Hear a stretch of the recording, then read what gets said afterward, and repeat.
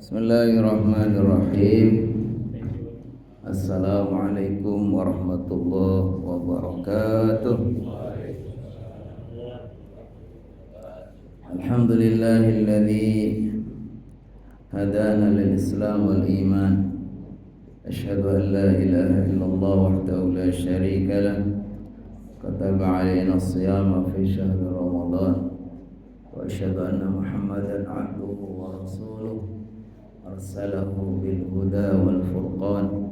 Allahumma salli wa sallim wa barik ala man unzila alaihi al-Quran Sayyidina wa maulana Muhammad wa ala alihi wa ashabihi ahli sidqi wal ihsan.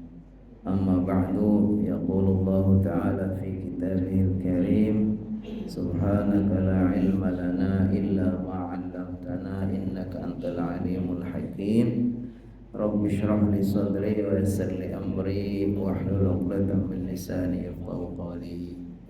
Allahumma inna nas'aluka 'ilman nafi'an wa rizqan thayyiban wa 'amalan mutaqabbala. Amin amin ya rabbal alamin.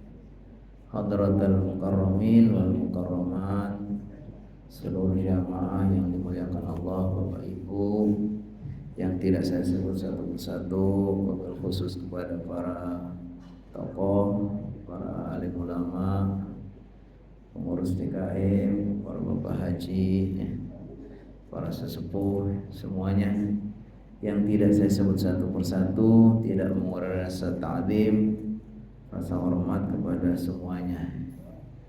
Saya bisa berada di tengah-tengah orang-orang soleh, orang-orang baik, orang-orang yang Allah berikan keberkahan, karena orang-orang yang Allah pilih dari hamba-hambanya untuk bisa memenuhi panggilan sholat subuh berjamaah.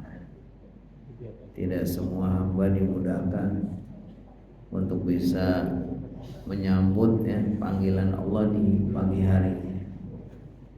Banyak orang bisa melakukan perjalanan jauh. Banyak orang bisa hiking ke tempat yang tinggi, yang terjal, yang susah, tapi tidak banyak orang yang begitu mudah untuk menyambut panggilan Allah di waktu subuh, walaupun kadang-kadang jaraknya lebih dekat ya. Karena itu kita bersyukur kehadirat Allah SWT, karena kita yakini siapapun yang Allah berikan kemudahan untuk bangun mengawali harinya dengan sholat subuh, apalagi disambung dengan doa, zikir, ngaji, Masya Allah, ini permulaan yang sangat mulia. Kata Rasulullah SAW, burika li ummati fi bukuriha, sungguh umatku Allah berikan berkah di pagi harinya. Pada kesempatan kali ini, setelah kita memuji kepada Allah dan bersalawat kepada Rasulullah SAW, kita pilihkan hadis yang tematik ya. Mungkin tidak ada di hadis arba'in ya, karena hadis arba'in itu terbatas, hanya 42 ya. Dari sekian ribu hadis, hadis arba'in dipilih oleh Imam Nawawi hanya 42. Dengan keyakinan menurut beliau ini hadis 42 ini sebagai pilar-pilar orang beragama Islam. Artinya ketika kita menguasai 40 hadis atau 40 hadis ini sudah cukup menjadi pedoman-pedoman dasar bagaimana kita menjadi seorang muslim. Terkait dengan pemilihan hadis ini, karena kita insyaallah mungkin nanti kalau ada kajian lagi, ini sudah pertengahan, sudah masuk Ramadan ya, udah dekat Lebaran belum? Masih pertengahan ya. Kita punya Lebaran mulai ya, kurang lebih tanggal 18 ya, insyaallah kita Ramadan. Sekarang tanggal 1 ya, insyaallah. Jadi nanti kalau kita ngaji lagi ya, udah di dalam bulan Ramadan. Makanya saya sempatkan kita memilih hadis, ini namanya hadis tarhib. Kenapa disebut hadis tarhib karena hadis ini adalah hadis yang disampaikan oleh Rasulullah SAW, sebagaimana disebutkan oleh Al-Hafidz Ibnu Rajab dalam Lataiful Ma'arif, itu sebagai hadis yang disampaikan oleh baginda menjelang Ramadan sebagai apa? Busyra atau kabar gembira, atau bagaimana Rasulullah SAW mengajarkan kita menyambut bulan Ramadan. Jadi kata-kata tarhib itu dari kata-kata marhaban, rahaba yurahibu tarhiban, artinya menyambut. Makanya bunyinya kan ahlan wa sahlan ya Ramadan atau marhaban ya Ramadan, artinya bagaimana kita menyambut. Rasulullah SAW dalam hadis riwayat Abu Hurairah, sumbernya dari perawinya ini Abu Hurairah, nanti ditakhrij oleh Imam Nasai dan beberapa perawi hadis yang lain. Kata Rasulullah SAW bersabda, yubashiru ashabahu, dalam rangka memberi kabar gembira kepada sahabat-sahabatnya, karena beliau hidup di tengah para sahabat, ya kan? Jadi yang disampaikan oleh beliau adalah kabar gembira untuk para sahabat. Nah, karena kita sekarang sudah ditinggal wafat oleh beliau, ditinggal wafat juga oleh para sahabat, ya kita yang melanjutkan, ya kan. Jadi kabar gembira untuk kita, ya kan? Jadi kabar gembira untuk orang muslim, orang mukmin. Rasulullah SAW bersabda, qad ja'akum syahrul Ramadan, sungguh telah datang kepada kalian syahrul Ramadan, syahrun mubarakun, yaitu bulan yang Allah berkahi atau yang diberkahi. Syahrun yaitu bulan, mubarakun yang diberkahi.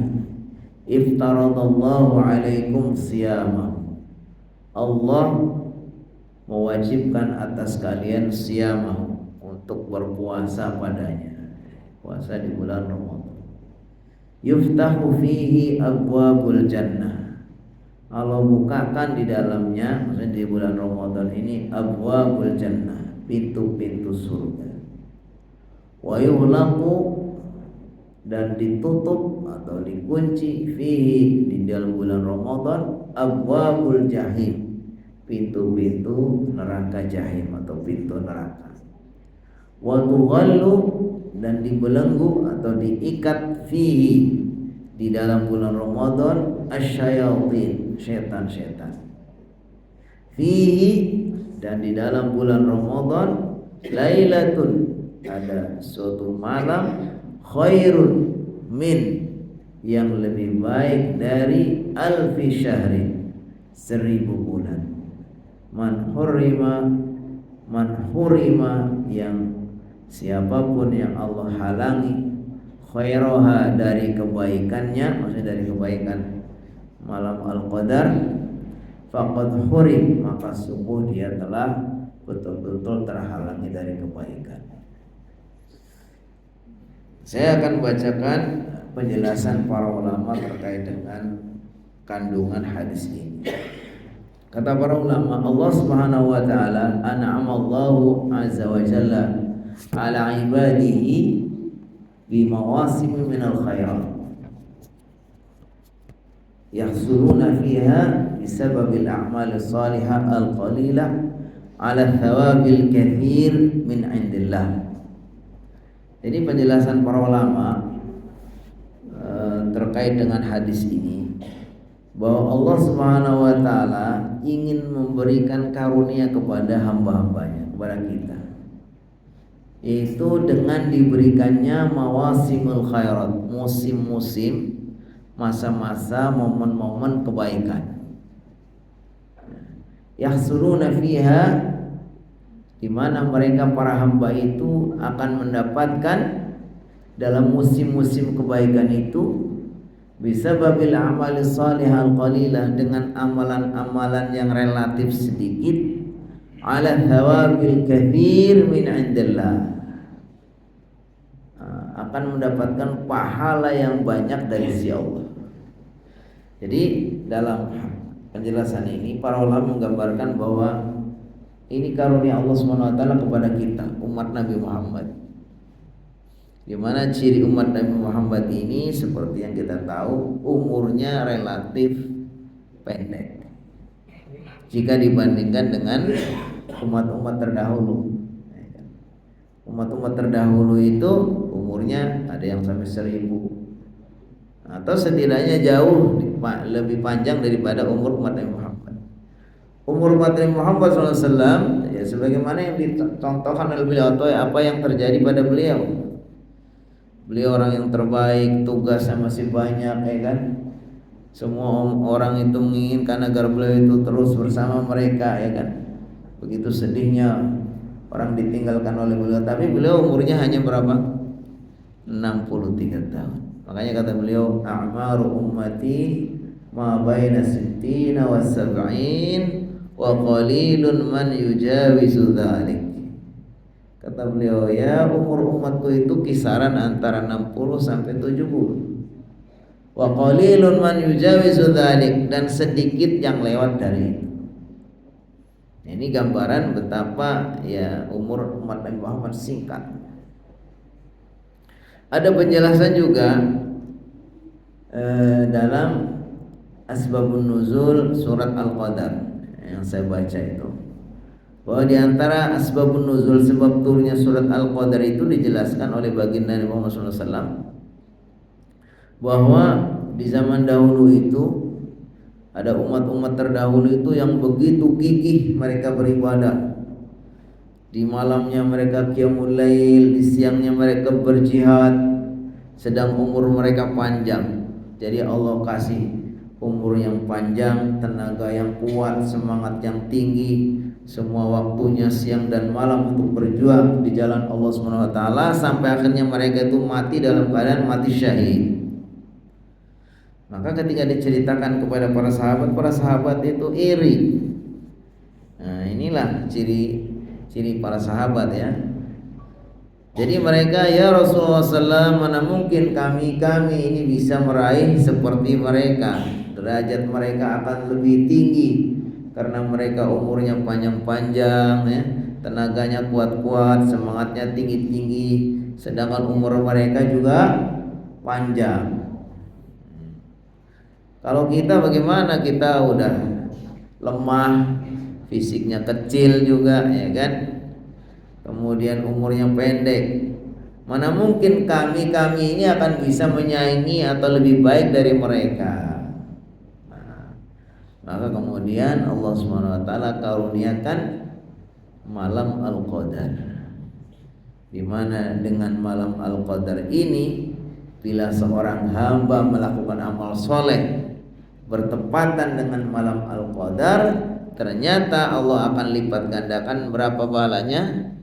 1000 kali. 1000 kali itu kalau 1000 bulan. 1000 bulan itu kalau dihitung dengan tahun itu kurang lebih 83 atau 84. Jadi kalau hitungan Masehi 83, kalau hitungan Hijrah bisa 84. Nah, ketika orang itu bisa mendapatkan sekali aja bulan Ramadan dan dia mendapatkan malam Al-Qadar, dia sudah bertambah umur amalnya ya, bukan umur usia orang, tapi umur amalnya. Ya, jadi Allah SWT terkait dengan amal ini ya biasanya selesai secara standar itu selesai dengan berakhirnya kehidupan.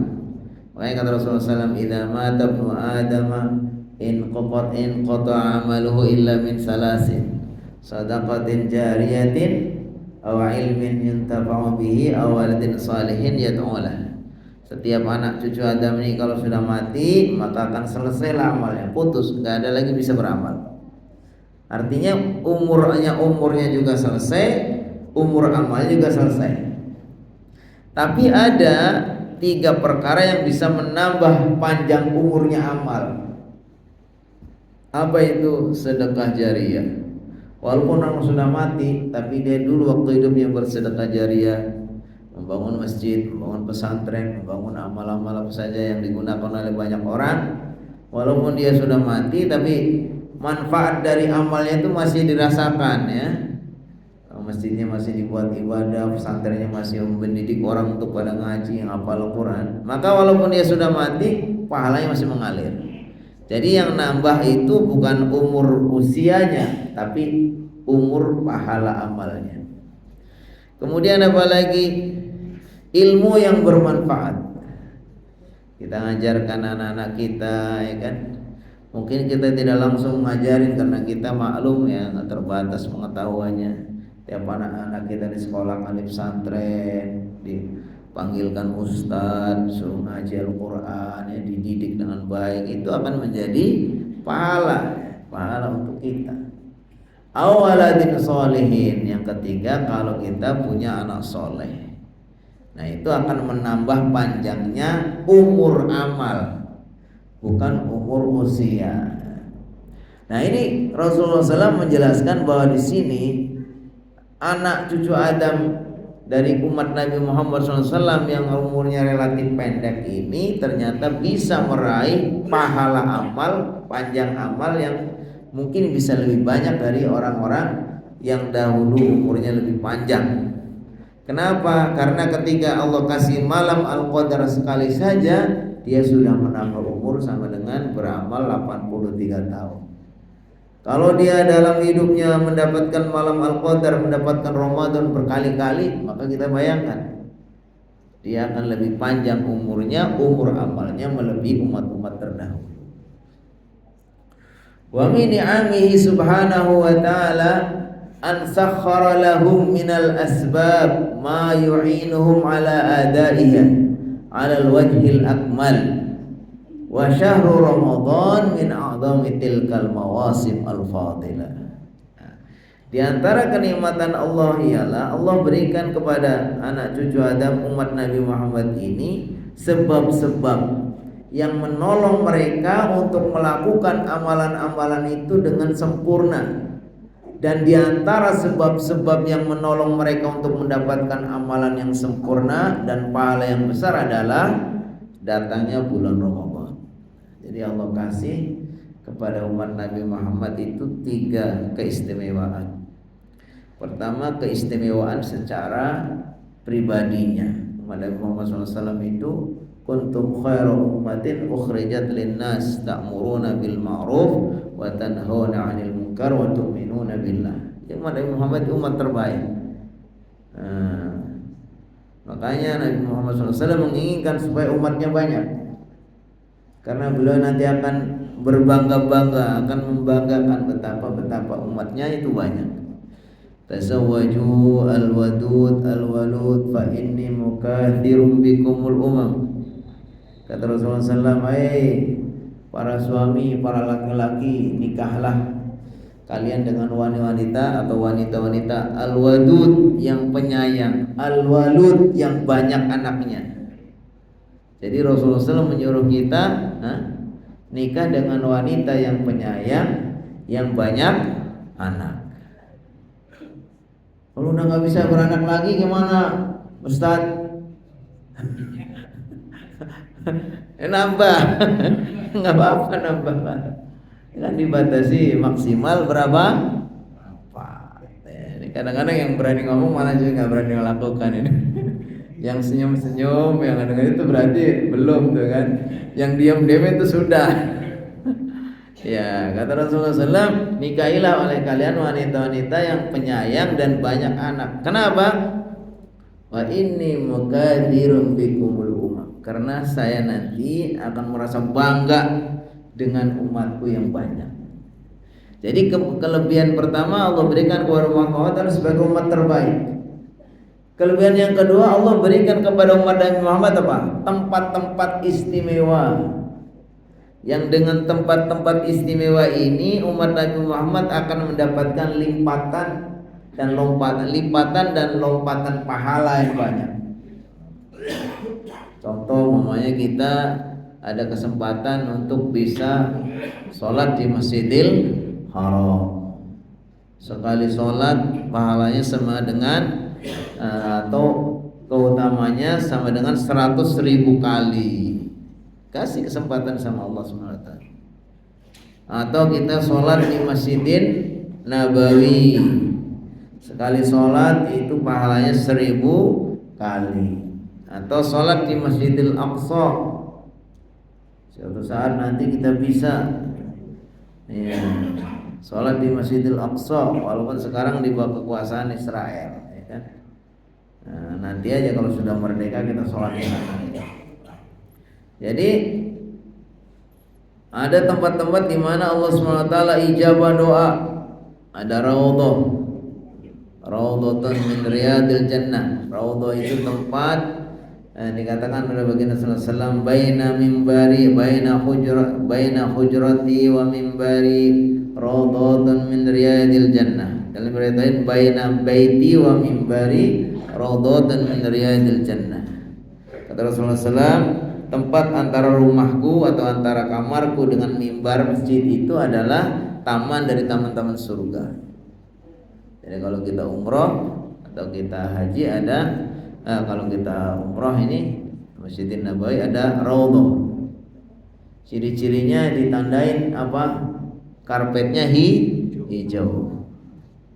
Maka nggak akan mudah di situ, apalagi zaman sekarang udah diatur sama pemerintah sana. Sekali umroh paling dapat sekali untuk bisa ke situ. Kalau dulu masih boleh berlama-lama. Ada orang yang berlama-lama di situ, kok nggak diusir? Karena kalau kelamaan itu pasti diusir sama askarnya itu. Makanya kalau ada orang bisa berlama-lama, alhamdulillah beruntung sekali. Nggak segera diusir. Biasanya sholatnya ditungguin aja, begitu salam langsung pergi gitu. Makanya ada yang sholatnya dibuat lama gitu, ya kan? Nah, ada orang kok nggak diusir-usir sih? Saya waktu itu kok nggak diusir-usir? Emang kenapa kamu nggak diusir-usir ya? Kamu di karpet mana emang? Saya nggak di karpet hijau sih. Ya kalau nggak di karpet hijau ya nggak diusir, karena itu bukan raudhah. Ya, jadi intinya ini bagian dari karunia Allah SWT kepada Muhammad, dikasih tempat-tempat istimewa. Berikutnya yang ketiga, Allah kasih kepada umat Muhammad waktu-waktu istimewa. Masya Allah. Di antara waktu istimewa banyak ya. Ada yang sifatnya pekanan, hari Jumat sebagai Sayyidul Ayyam, terutama di malam hari sepertiga malam terakhir. Alokasi juga waktu yang istimewa, yang zilu Rabbuna fi kulli lailatin ila sama'id dunya hina yabqa sulusul lail. Allah SWT turun ke langit dunia setiap pada sepertiga malam terakhir. Jadi Allah turun ke langit dunia lalu menawarkan 3 hal. Siapa yang minta kepadaku akan saya ijabah. Siapa yang minta ampun kepadaku akan saya ampuni. Siapa yang beramal akan saya terima. Udah Allah sudah kasih tahu nih. Ya, kurang lebih jam 2:30 atau jam 3 sampai subuh itu kesempatan kita untuk mendapatkan 3 tawaran ini. Kalau kita istighfar, minta ampun, Allah ampuni dosa-dosa kita. Kalau kita berdoa, Allah ijabah. Kalau kita beramal apa saja, Allah akan terima amal-amal yang baik. Nah, jadi 3 hal ini termasuk di antara waktu istimewa ini adalah disebutnya bulan Ramadan. Disebutkan di sini, wa syahru Ramadan min a'zami tilkal mawasim al-fadilah. Dari sekian banyak musim-musim atau momen-momen istimewa itu, Ramadan itu termasuk musim yang paling agung untuk meraih banyak kebaikan. Faradallahu alaikum siyamahu faqad awjaballahu ya ayyuhalladzina amanu kutiba alaikumus siyam kama kutiba alal ladzina min qablikum la'allakum tattaqun. Nah, di samping itu Allah Subhanahu wa taala di bulan Ramadan ini Allah sudah mewajibkan atas kalian berpuasa. Sebagaimana Allah firmankan di dalam surat Al-Baqarah ayat 183. Allah berfirman, ya ayyuhalladzina amanu, wahai orang-orang beriman, kutiba alaikumusiyam, diwajibkan kepada kalian berpuasa. Ini maksudnya puasa Ramadan. Ini makanya puasa Ramadan termasuk rukun-rukun Islam ya. Jadi rukun Islam syahadat, salat 5 waktu, puasa atau zakat, terus puasa, terus haji.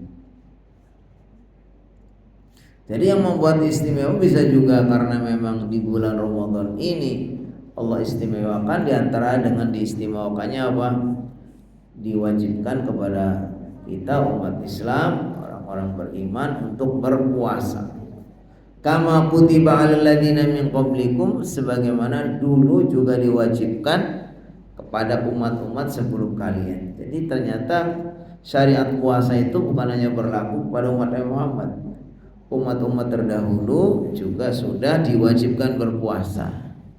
Tentu syariatnya ada yang berbeda, mungkin bisa juga lebih lama, bisa juga batas waktunya, ya kan? Ada disebutkan tentang bagaimana umat-umat terdahulu dalam berpuasanya, ada yang menyebutkan sampai 3 bulan dan seterusnya. Intinya kita umat Nabi Muhammad jangan sampai merasa keberatan atau apalagi sampai sedih ketika diwajibkan berpuasa. Ternyata apa? Ternyata ini sudah standar, bahkan umat-umat terdahulu juga sudah lebih dulu diwajibkan, sehingga bagi kita harusnya ya senang ya. Kita berbahagia. Tuftahu fihi abwabul jannah. Di antara keutamaan bulan Ramadan itu, pertama Allah wajibkan di dalamnya berpuasa. Yang kedua, tuftahu fihi abwabul jannah. Allah buka di dalamnya pintu-pintu surga. Wa tuhlaqu fihi abwabul jahim, dan Allah tutup di dalamnya atau di bulan Ramadan itu pintu-pintu neraka. Wal fathu wal ghalqu al madhkurani huma 'alal haqiqah. Jadi yang dimaksud pintu surga dibuka, pintu neraka dibuka itu bisa juga memang hakikat seperti itu. Jadi Allah sudah ciptakan surga, Allah sudah ciptakan neraka sekarang ini, sudah disiapkan ya. Kalau bulan Ramadan Allah tutup pintu nerakanya, Allah buka pintu surganya secara hakikat. Ikraman minallahi li'ibadi fi hadzal syahr, dalam rangka memuliakan kepada hamba-hambanya di bulan ini. Jadi karena bulan yang begitu mulia, Allah Subhanahu wa taala menginginkan supaya sebagai syiarnya itu memuliakannya Allah kepada hambanya ini, pintu surganya dibuka lebar-lebar biar aromanya, hawanya itu masih semerbak kepada kita, mendorong kita untuk melakukan banyak amal soleh. Pintu nerakanya yang panas itu ditutup supaya tidak membuat gersang, gelisah, ya kan? Ini kalau dimaknai secara hakikat. Jadi makna yang dalam hadis ini bahwa pintu surga dibuka, pintu neraka ditutup itu memang bisa bermakna hakikat. Hakikatnya seperti itu. Dan kita idza arada syai'an ayyaqula lahu, bagi Allah semuanya mudah. Kita akan tinggal ikutin saja apa yang disabdakan oleh Nabi Muhammad SAW. Kalau kata Nabi Muhammad SAW, pintu surga dibuka, pintu neraka ditutup, ya sudah. Kalau memang makna seperti itu ya sangat mudah bagi Allah, bisa. Waqila, tapi ada pendapat yang lain, inna ghalqa abwabin nar ma'nahu mazidun di ghalqi kulli maslakin min masalikis syarr. Ini maknanya makna majazi. Jadi makna majazinya itu bukan hakikat itu, maksudnya ditutupnya pintu-pintu neraka itu adalah ditambah rapatnya setiap jalan-jalan menuju keburukan. Jadi hal-hal yang membuat kita ini terjerumus kepada kemaksiatan, berbagai macam tindak kemungkaran itu dipersempit, ditutup. Maksudnya bukan berarti sudah betul-betul rapat dalam artian udah nggak ada lagi orang bermaksiat, bukan. Tetapi pintu kemaksiatan, potensi-potensi orang itu melakukan kemaksiatan, sebab-sebab yang mendorong itu bermaksiat itu lebih disempitkan, diperkecil, dipersulit. Nah, ini makna majazi yang pertama yang dimaksud dengan ditutupnya pintu neraka. Wa inna fatha ababil jannah huwa mazidun li fathi kulli maslakin min masalikil khair. Sedangkan makna majazi dari yang dimaksud dibukanya pintu-pintu surga adalah ditambahkan lebarnya atau luasnya jalan-jalan menuju kebaikan. Jadi kalau di luar bulan Ramadan kebaikan juga sudah dibuka, orang juga terdorong untuk melakukan berbagai macam amal soleh. Tetapi ketika masuk Ramadan itu diperluas lagi, diperlebar lagi, dibukanya lebih luas lagi, sehingga memudahkan orang itu untuk melakukan berbagai macam amal soleh, ya, terasa ringan, ya kan? Kenapa? Di antaranya kondusif. Yang membuat orang itu melakukan amal soleh mudah itu apa? Karena kondisinya, suasananya, ya. Biasanya kalau di luar Ramadan itu warung-warung pada buka, itu kan semua bebas, ya kan? Kalau di bulan Ramadan ya minimal malu-malu tutup gitu. Buktinya masih kelihatan kakinya oncang-oncang ngapain itu kan? Badannya nggak kelihatan tapi kelihatan kakinya gimana ngapain itu kan? Ya kita husnuzon aja, oh berarti itu orang non muslim gitu. Ya. Insya Allah kalau orang muslim enggak, ya kan. Ya, jadi intinya pintu kemaksiatan itu dipersempit, pintu kebaikan itu dibuka. Jadi di bulan Ramadan lebih kondusif. Semua orang lagi berpuasa, masa kita nggak puasa sendiri? Percuma juga kan. Kalau nggak puasa di rumah juga nggak ada masakan gitu kan. Jadi harusnya kita terdorong, ngapain sih kita nggak puasa, rugi banget. Sama dengan apa? Orang yang sedang safar atau dia mudik itu, apa bagusnya berpuasa atau tidak ya? Memang disebutkan kalau secara hukum fikih itu wa in kuntum marda aw ala safarin fa iddatum min ayyamin ukhra. Kalau kalian sakit atau kalian dalam safar, maka boleh kalian enggak puasa, fa'iddatu min ayyamin ukhra, tinggal dihitung nanti berapa hari kalian enggak puasa, nanti diganti di luar bulan Ramadan. Itu hukum asalnya. Tapi kalau kita pikir-pikir ya, dikatakan wa antasumu khairul lakum in kuntum ta'lamun. Tapi kalau kalian tetap berpuasa itu lebih bagus. Kenapa rahasianya ya? Kadang-kadang orang itu kalau memang mudiknya itu enak, dalam artiannya mudik lancar, ya kan, pakai mobil bagus, apalagi naik pesawat, jaraknya memang sudah memenuhi syarat. Tetapi kalau dalam waktu sebentar juga udah sampai ke rumah, ya sudah kan, nggak sampai sehari udah di rumah, ya mendingan kita puasa. Kenapa? Karena nanti menggantinya itu kadang jauh lebih berat, ya kan. Kalau sudah mengganti itu kan berarti di luar bulan Ramadan, yang lain semuanya itu lagi pada nggak puasa, makanan banyak, godaan banyak, kerjaan banyak, akhirnya nggak ganti-ganti kan. Makanya kata Rasulullah SAW, wa antasumu khairul lakum in kuntum ta'lamun. Tapi intinya bahwa orang itu ketika sakit atau sedang safar itu boleh tidak berpuasa, bagian dari dispensasi, bagian dari keringanan. Kalau ada keringanan, menurut para ulama itu ada dua madhab. Madhab yang pertama, orang nggak usah ngambil keringanan kecuali dia ada kesulitan. Jadi maunya kita sakit, yang secara syariat itu boleh nggak berpuasa. Tapi kita merasa bisa, nggak usah batal puasanya. Nah, itu boleh juga. Karena dia merasa bisa kok saya bertahan. Tapi ada juga yang mengatakan ya kalau keringanan itu kan kasih sayang, hadiah dari Allah. Masa kita kasih hadiah kita nggak ambil. Jadi ada dua mazhab. Ada yang mengatakan kalau ada rukhsah itu kita sebaiknya ambil. Nah, kenapa? Karena itu bentuk kasih sayang Allah SWT.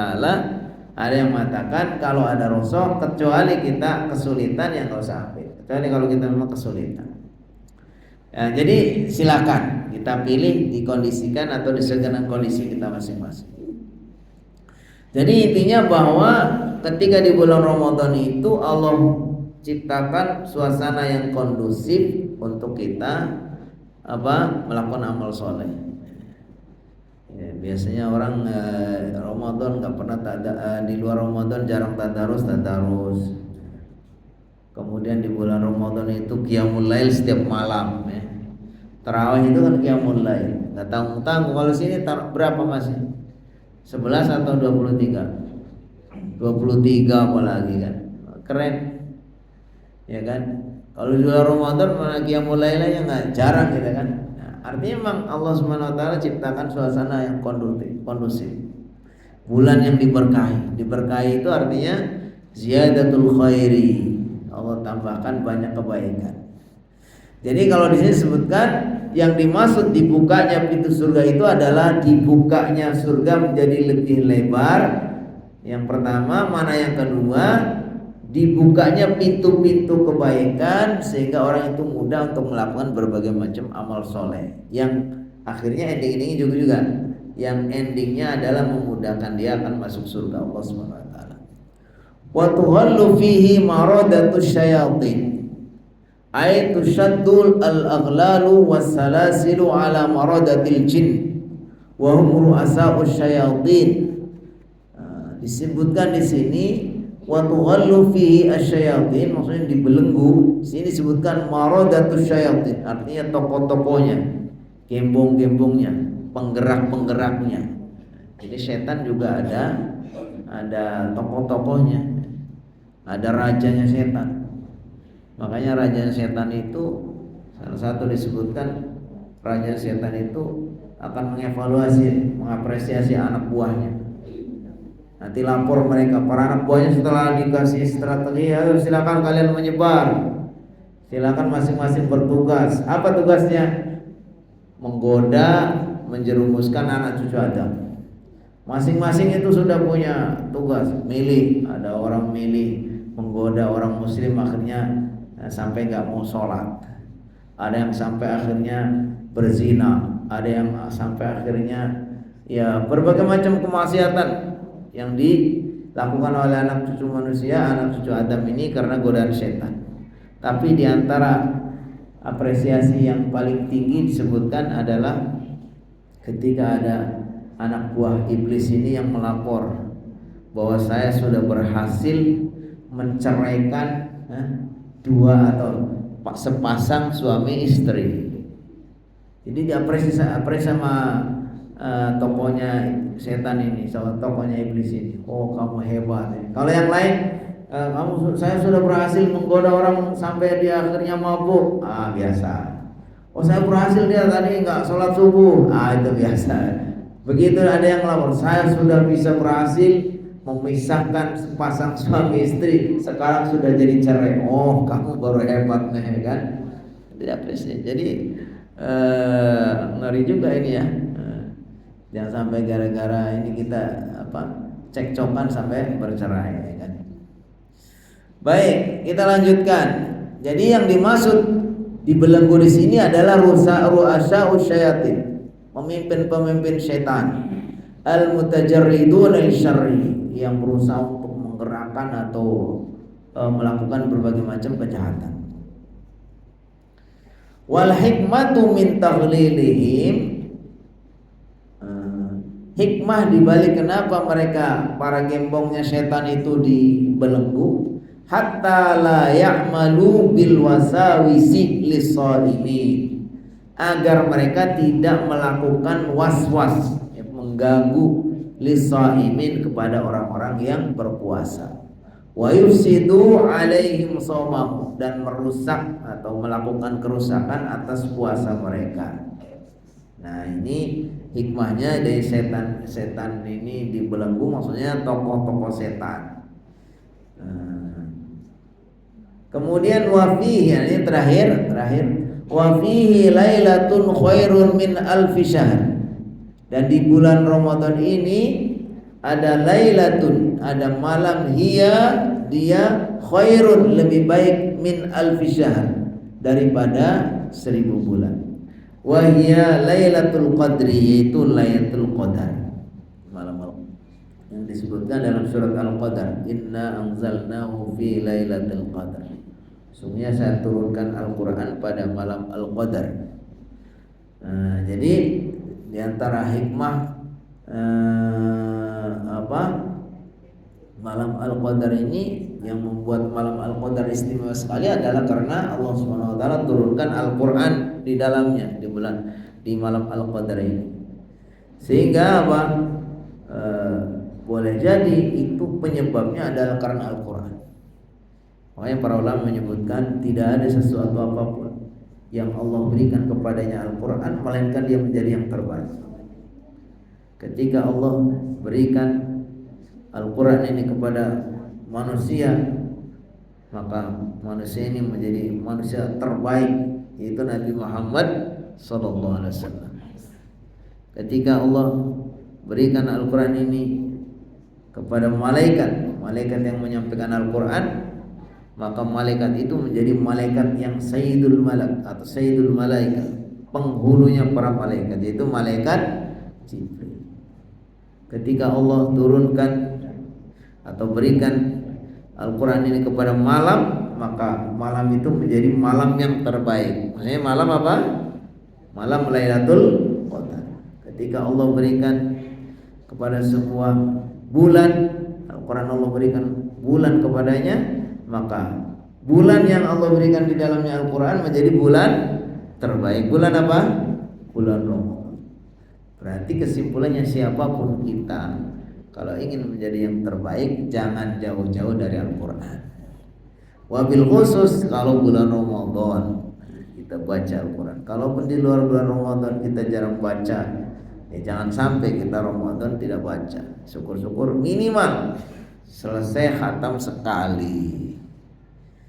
Ini sekali itu udah standar minim banget menurut para ulama kan. Disebutkan kayak mereka mengatakan al-aslu fi wirdil muslim an yakhtimal Quran fi kulli syahrin marrah. Minimnya orang muslim itu menghatamkan Al-Quran sebulan sekali. Ini berat ya. Kita untuk yang minim aja berat ya. Berarti satu hari harus satu juz. Yang lebih gampang kita pakai kalender aja deh.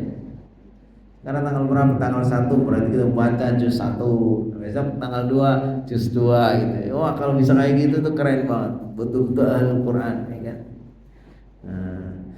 Ya, disebutkan malam yang terbaik itu adalah malam Al-Qadar. Wal makna annal amala fiha afdalu minal amal fi alfi syahrin laisa fi lailatul qadar.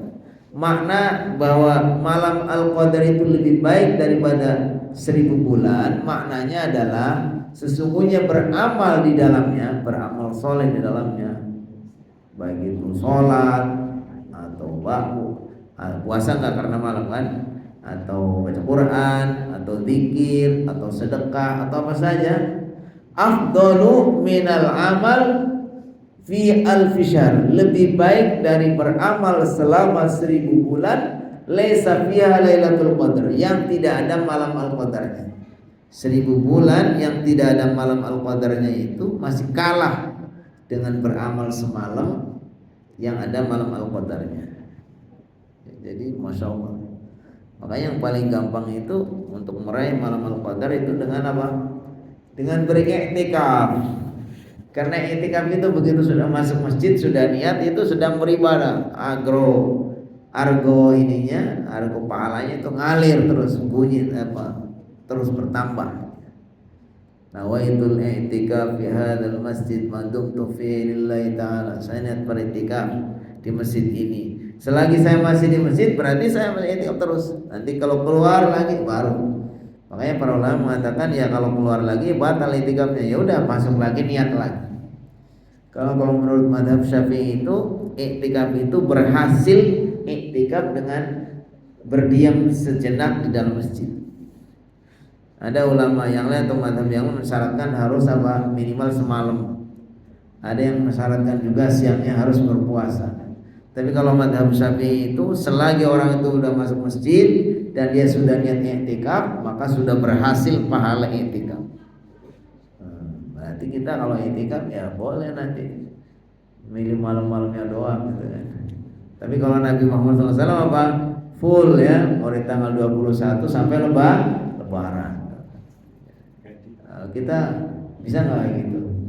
Agak repot kita ini, karena kita masih banyak kesibukan gitu kan. Apalagi kalau yang punya kerjaan di kantornya menentukan tanggal sekian, THR belum turun. Wah, nanti kalau kita ambil cuti kita buruan ya udah THR bisa nggak turun itu kan. Ya udah. Fattaqullaha mastata'tum. Bertakwalah kalian kepada Allah semaksimal yang kalian bisa. Ya kalau nggak bisa seluruh malam ya, atau seluruh hari malam, ambil malam-malamnya. Malam-malamnya nggak bisa, pilih malam yang ganjilnya. Ganjilnya nggak bisa, milih malam tertentu. Malam berapa? Ya malam 27 pokoknya. Itu pun kalau nggak mudik. Kalau mudik ya udah malam 21. Ya begitulah. Makanya tadi umat Nabi Muhammad SAW itu udah lemah ya kan, umurnya pendek ya. Kemauannya juga lemah gitu ya. Makanya Allah kasih malam Al-Qadar supaya kita dapatkan lipatan pahala.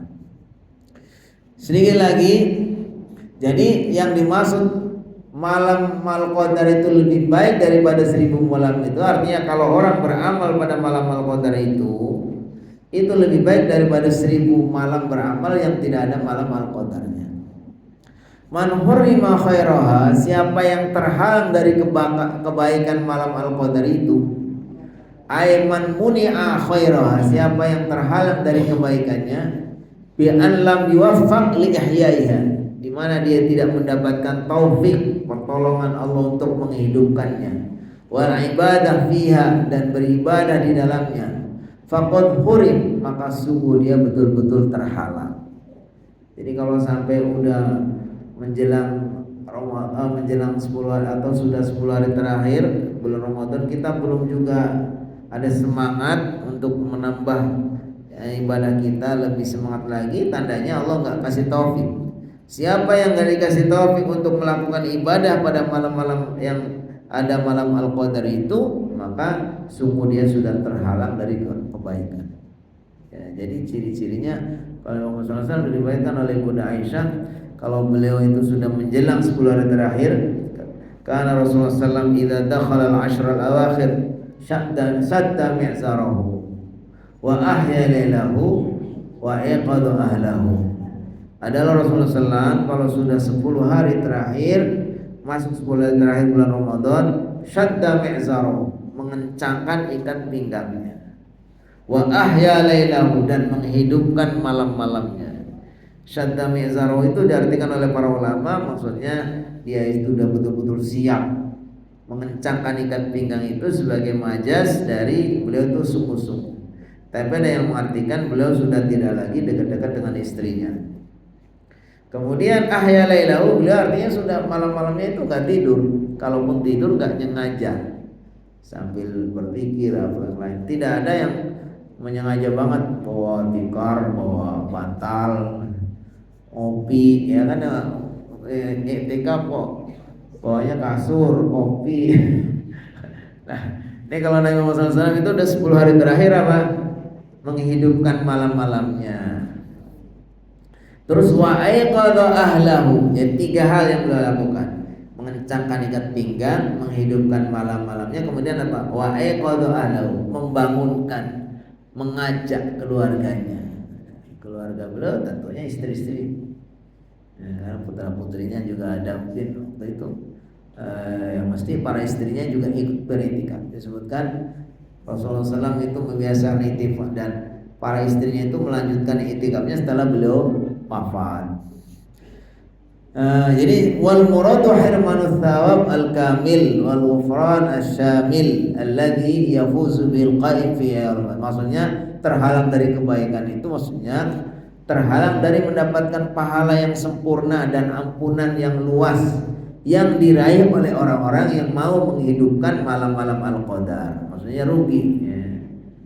Jadi malam Al-Qadar itu ya harusnya setiap kita mendapatkan semua. Tapi kalau bagi yang terhalang tidak mau mencari malam Al-Qadar, dia akan terhalang dari kebaikan, pahalanya dan ampunan Allah Subhanahu wa taala. Wallahu a'lam bishawab. Ini yang bisa kita ngaji pada kesempatan hari ini. Kita persilakan bila ada yang mau menambahkan atau menyampaikan sesuatu sambil menunggu syuruk. Silakan. Waalaikumsalam warahmatullahi wabarakatuh.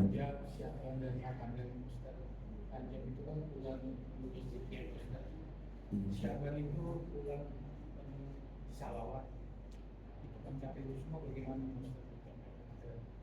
Terus yang kedua, di bulan Syaban ini kan ada suatu peristiwa yang penting, Pak Ustaz. Peristiwa perpindahan kiblat dari Masjidil Aqsa ke Masjidil Haram itu bagaimana?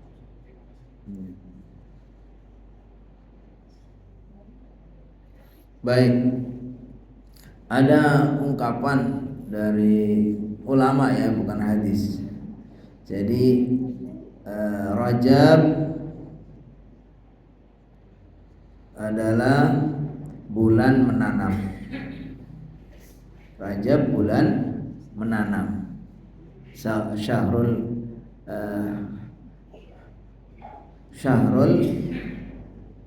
Astimar atau Syahrul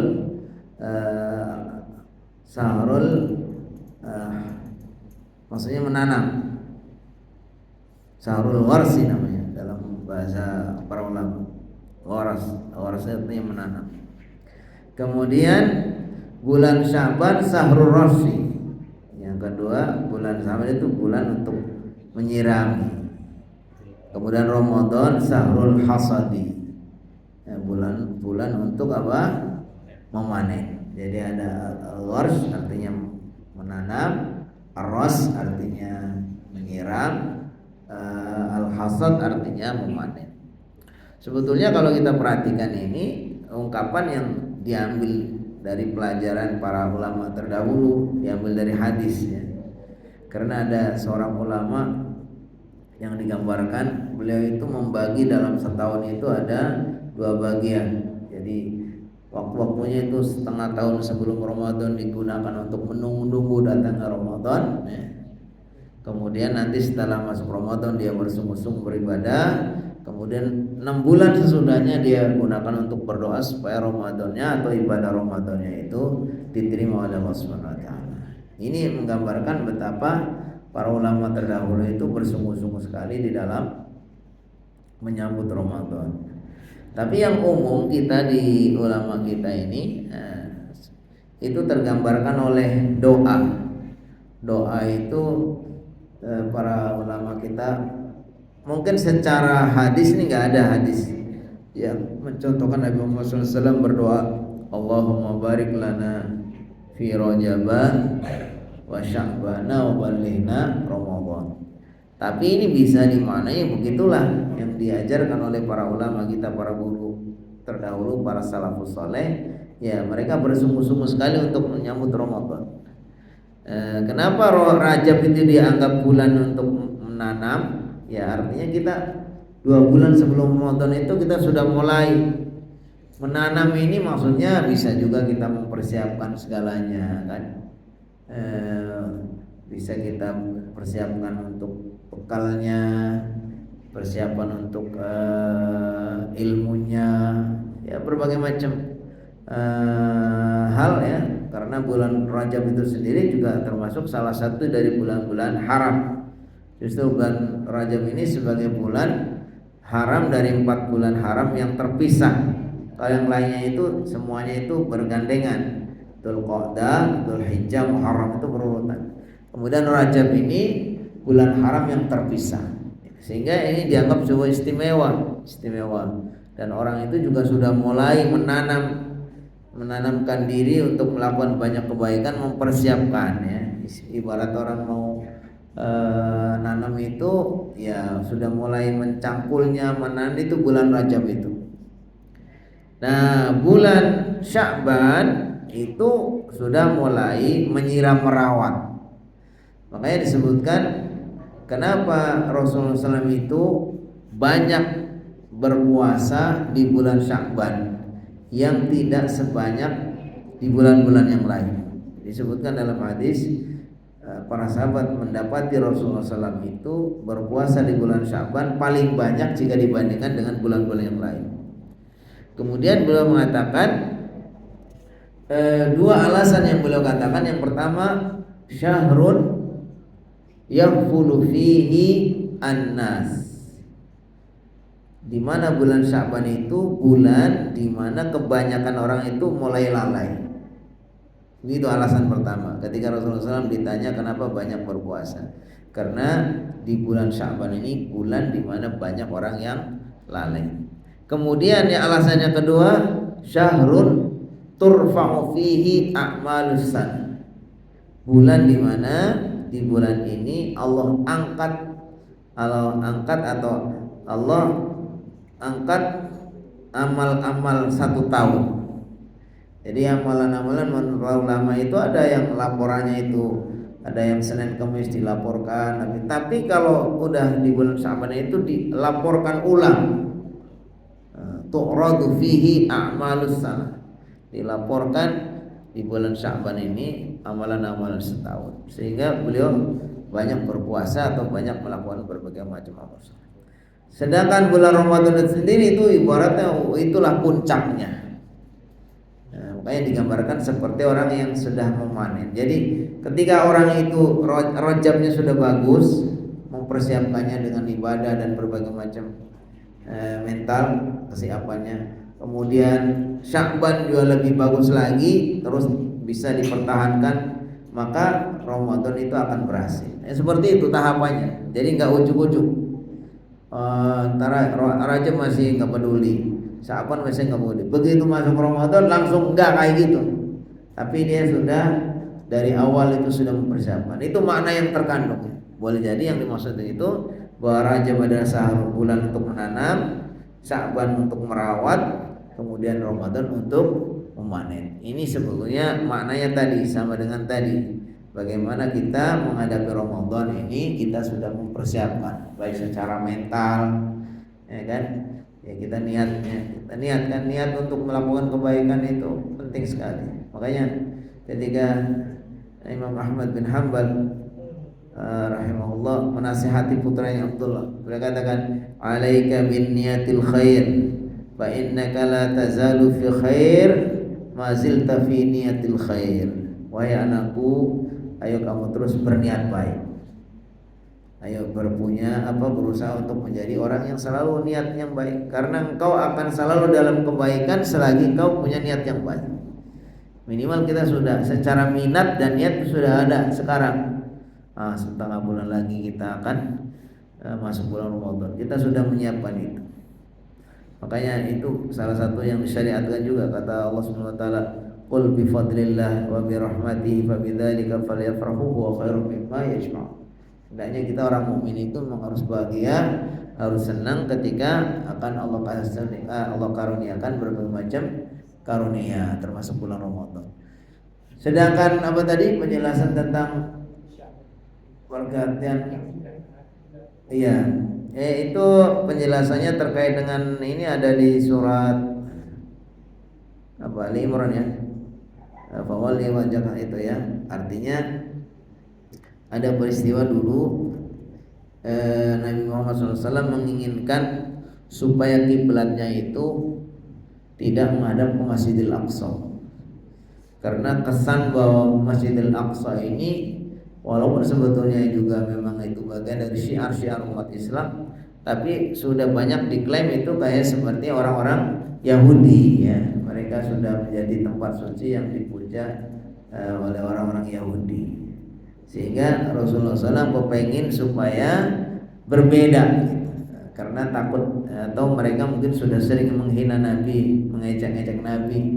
Kalau kamu memang umat Islam berbeda dengan kami, kenapa kamu sholatnya masih sama dengan kami, menghadapnya kepada tempat pemujaan orang-orang Yahudi? Maka kemudian Allah Subhanahu wa taala suatu saat pas lagi dalam sholat itu kemudian diperintahkan untuk berbalik arah dengan kiblat yang sekarang, wawalli wajhaka syatral Masjidil Haram. Maka palingkanlah wajahmu kepada Masjidil Haram. Ya tentu saja itu perintah dari Allah Subhanahu wa taala diwahyukan kepada Muhammad SAW. Ketika Nabi Muhammad SAW mendapatkan perintah itu, maka ia langsung Nabi Muhammad berbalik, kemudian diikutilah semua oleh para sahabat, oleh para jamaah pada waktu itu.